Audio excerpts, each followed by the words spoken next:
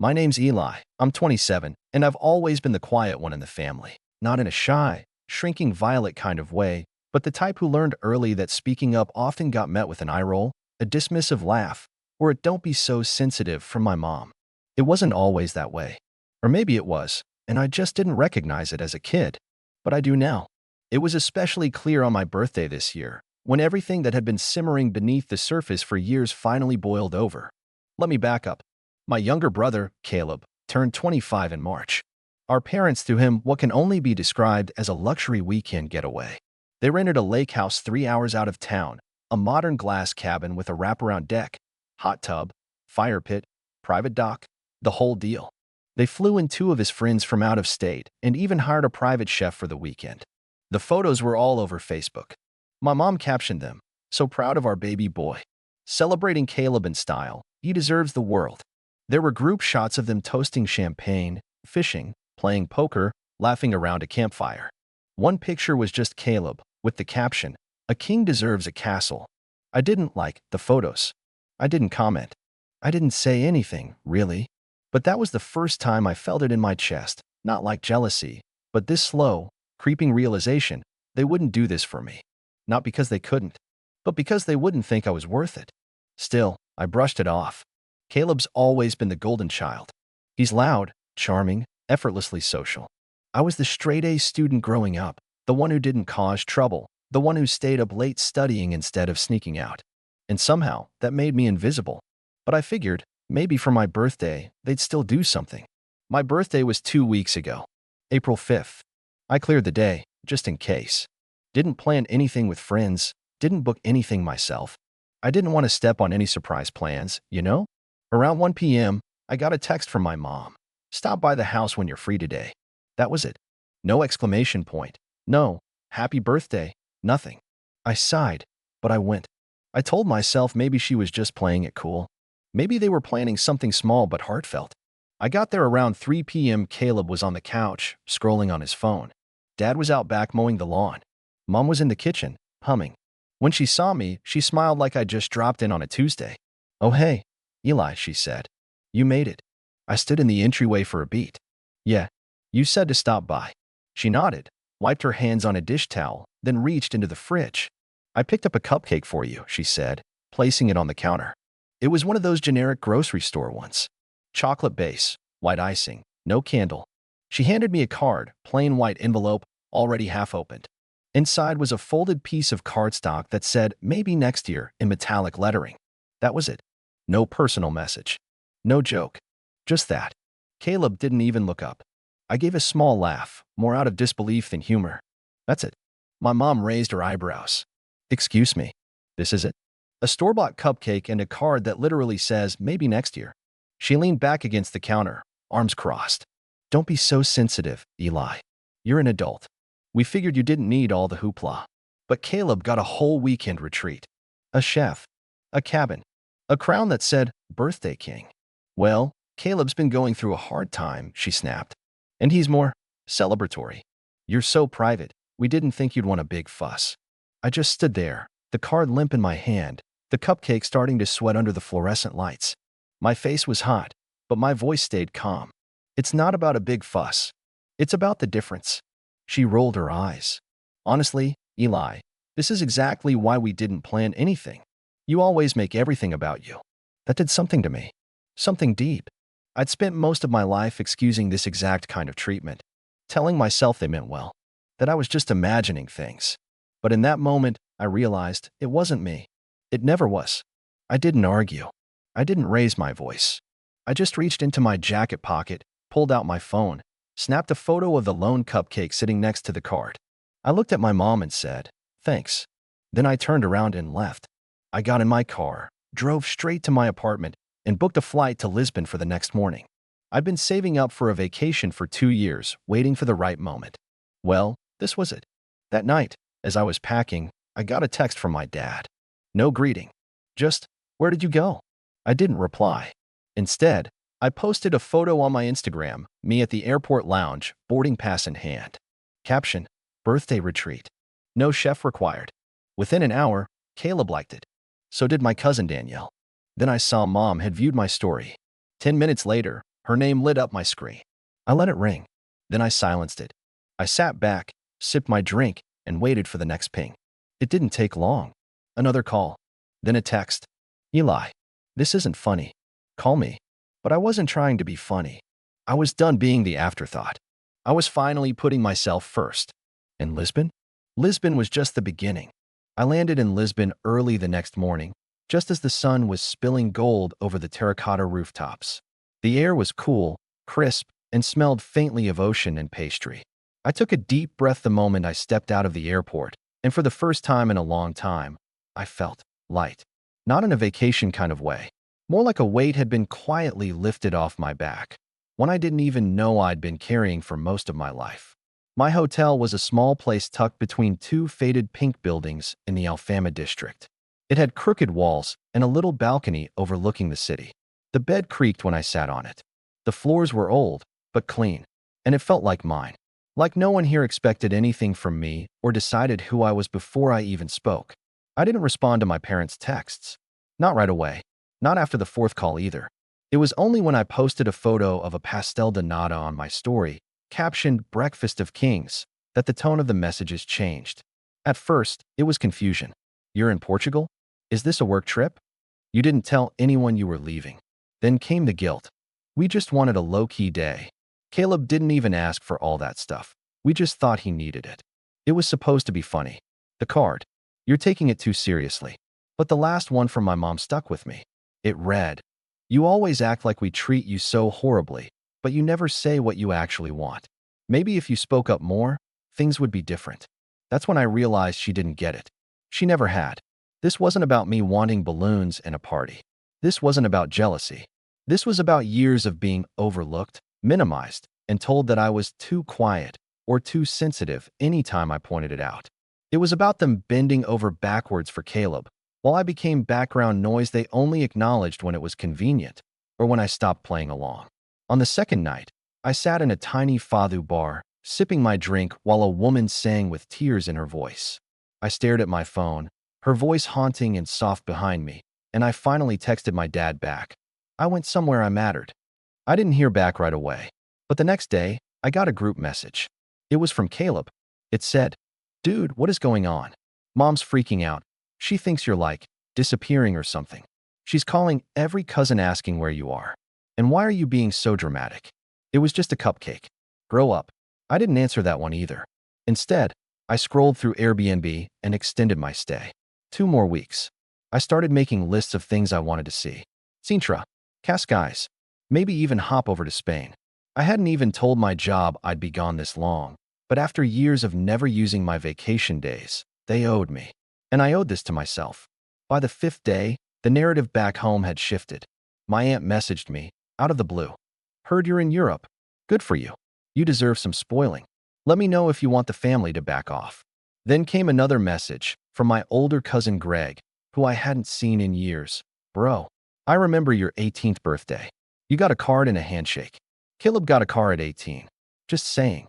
You're not crazy. I stared at that one for a while. I wasn't crazy. I wasn't overreacting. I had normalized being treated like an afterthought for so long that the moment I pushed back, everyone acted like I'd lost my mind. But here's the thing about space. It gives you perspective. And what I started to realize, as I explored cobbled alleyways and watched sunsets over the Tagus River, was that maybe I'd never been the problem. They just didn't like when I stopped playing my role. By the 7th day, things at home reached a new level of frantic. My mom had posted a cryptic status on Facebook. When your children vanish on you without a word, you start to wonder if the world is upside down. It had over 60 comments. A few relatives jumped in with hope everything's okay, or messaged me. One even tagged me. I didn't respond. Instead, I posted a photo, me at a cafe in Belém, sunglasses on, smiling. Caption, sometimes the best birthday gift is peace. Not 5 minutes later, my phone rang. Mom again. I ignored it. Then a message came through. This time not from my parents, not from Caleb. It was from my dad's work email. Eli, please call me. This is getting out of hand. I sat back. Why would he message me from work? Then, almost immediately after, came another message. From my boss. Hey, your mom called the office looking for you. Said it was urgent. Everything all right? My hands went cold. They weren't just panicking. They were escalating, involving people who had no business being part of this. And suddenly I knew this wasn't just about my birthday anymore. This was about control, about the way they'd always kept tabs on me, defined me, boxed me in, and how now, the moment I slipped outside their lines, they were trying to pull me back like a stray dog. I took a deep breath, heart pounding, and typed out one final message. You didn't worry when I was at your house holding a cupcake alone. Don't start worrying now. I'm fine. I'm just not coming back the same. And I meant it. Because the old version of me, the one who tolerated the silence, the minimization, the guilt trips masked as jokes, he wasn't on this trip. He stayed back home, next to that sad cupcake on the kitchen counter. But the version of me who was sipping espresso in the Lisbon sun, he was just getting started. And the next thing I did made it very, very clear that I wasn't asking for their permission anymore. The next morning, I woke up to a dozen missed calls. 2 from my dad, 3 from my mom, 1 from Caleb. The rest? All unrecognizable numbers, probably my mom calling from different phones, or worse, relatives she'd roped into the drama. But I didn't care. I was done playing the obedient son who always kept the peace. The one who said, "It's fine," when it clearly wasn't. I wasn't coming back to the same script where I showed up, got overlooked, and somehow still ended up being the one who had to apologize. After brushing my teeth, I walked down to a small bakery around the corner from my hotel.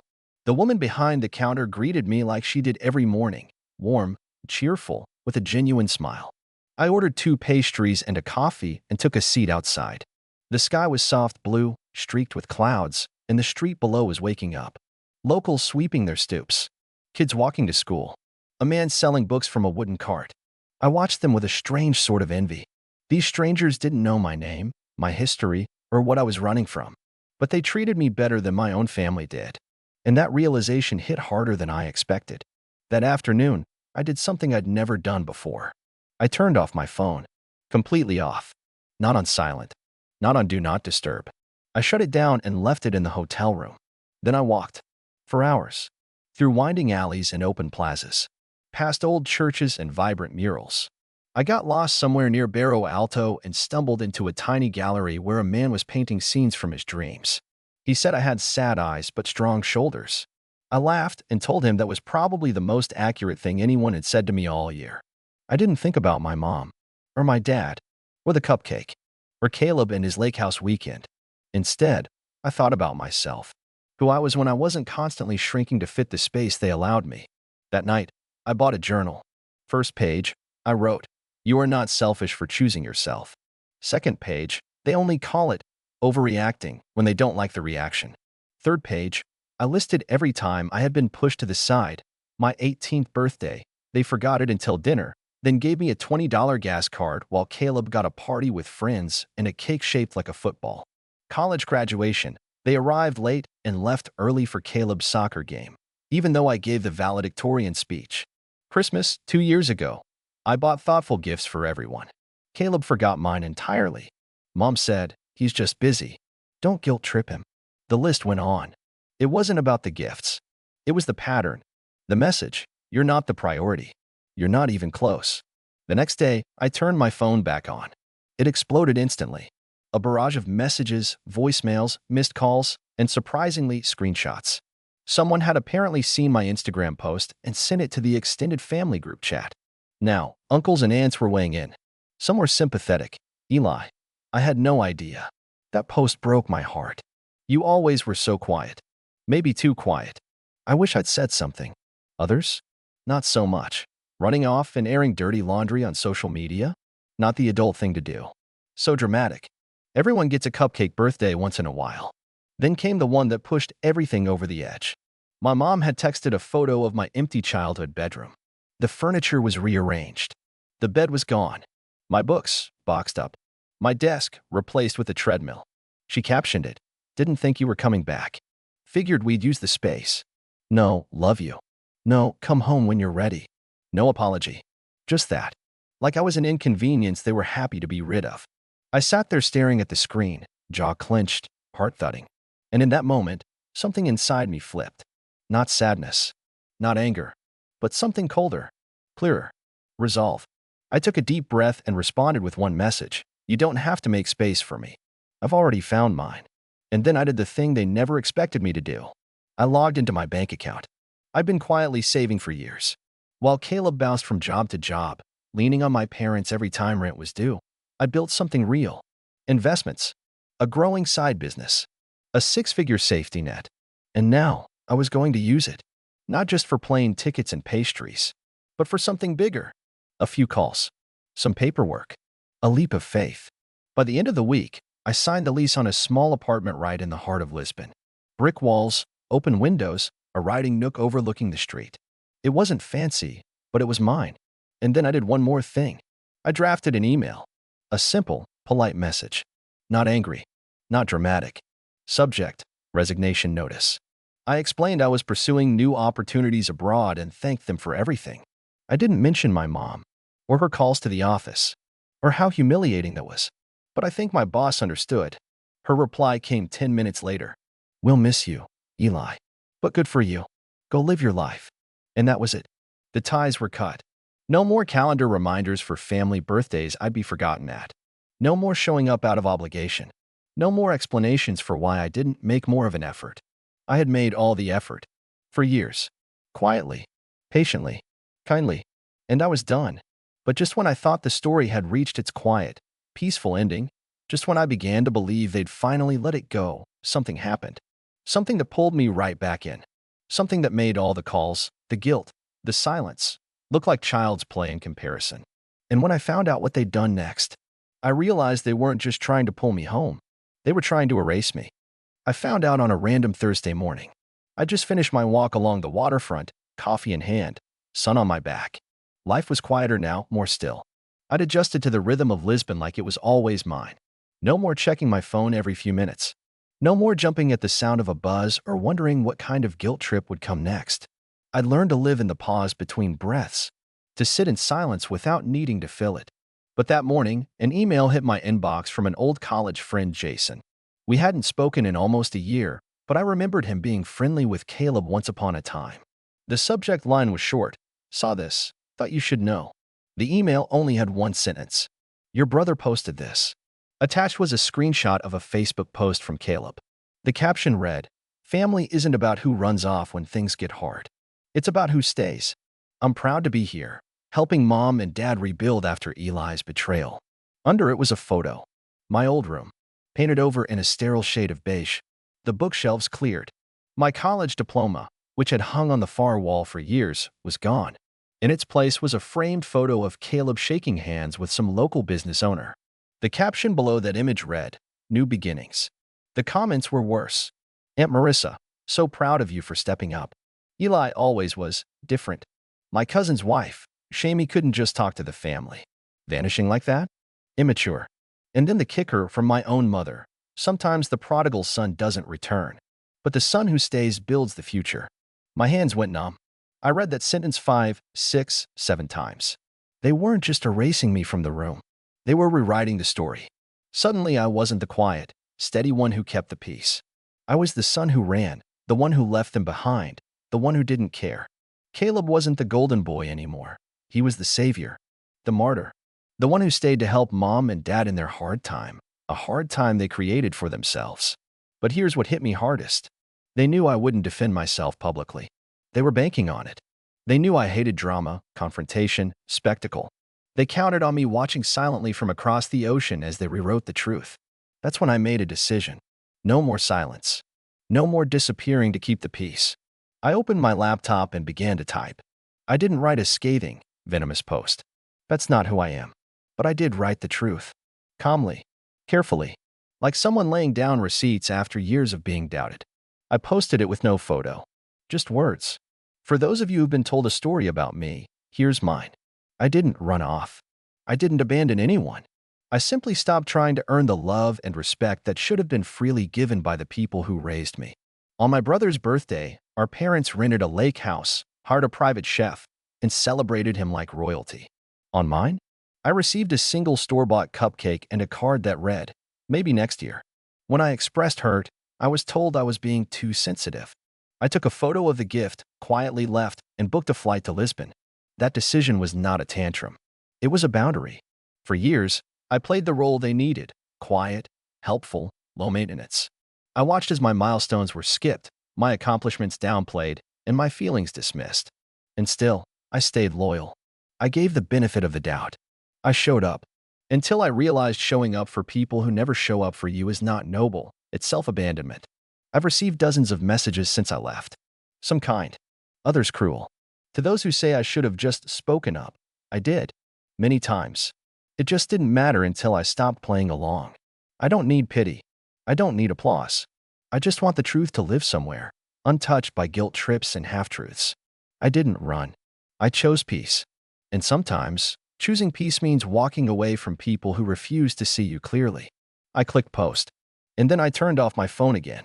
For 2 days. When I turned it back on, I wasn't prepared for what I saw. Hundreds of comments. Dozens of messages. My story had been shared, screenshotted, reposted. People, friends, distant relatives, even strangers, were chiming in. This hit me hard. I've been the background sibling too. Thank you for saying what so many of us can't. This is why emotional neglect is so hard to explain. It's invisible until it's undeniable. But one message stood out. It was from Danielle, my cousin on my dad's side.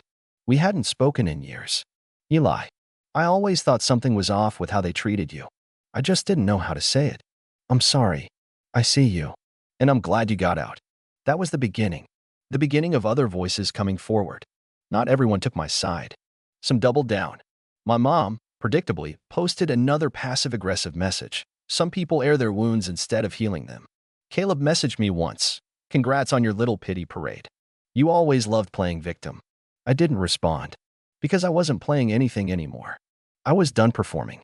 And life, quietly, began to fill with real things. I joined a writing group in Lisbon. Got a part-time job editing English language articles for a travel magazine. I started cooking again, something I hadn't done since college. I made friends, real ones, who didn't know anything about Caleb or the Cupcake or the house I used to live in. Friends who laughed at my jokes, not at me. Who invited me out without expecting anything. Who listened when I spoke. A month after the post went viral, I got an email from a publisher who'd seen it and wanted to talk about expanding it into a memoir. I wasn't sure at first. But then I remembered all the messages I'd received, people saying I put into words what they'd felt for years. Maybe my story wasn't just mine. Maybe it was a mirror for others too. And maybe, just maybe, my voice, once dismissed as too quiet, was finally loud enough to matter. I accepted the deal. A year later, my book hit shelves in 10 countries. Maybe next year, choosing yourself when they never did. The dedication page read simply, for the kids with cupcakes and cards who kept waiting for next year. Your piece doesn't need their permission. My parents never reached out again. Caleb did once, sent me a screenshot of the book cover and said, "Hope the attention was worth it." I didn't reply, because it was never about attention. It was about truth. And truth, when spoken clearly, echoes in places silence never could. So here I am, living in a sun-drenched apartment on a quiet Lisbon street. Writing, laughing, loving, not loudly, not perfectly, but fully, finally. And when April 5th rolls around each year now, I don't wait for a text. I buy myself the biggest, fluffiest cupcake in the bakery, with candles, and sprinkles, and a handwritten card tucked beside it that says, "You're worth celebrating." This year, every year, and for the first time in my life, I believe it.